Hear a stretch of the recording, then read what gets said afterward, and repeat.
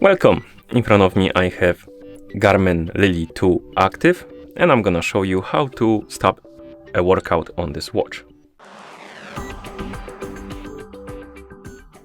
So let's say you have a workout already going on your watch, like I have it here, it's already going, and you want to stop it. To stop it, you simply press the upper button, and now we can select or choose between two options. We have the checkmark button, which is basically save your workout, so it will take the statistics from your workout and save them to your watch and the app if your watch is paired with your phone, and the discard button, which basically will remove every data from your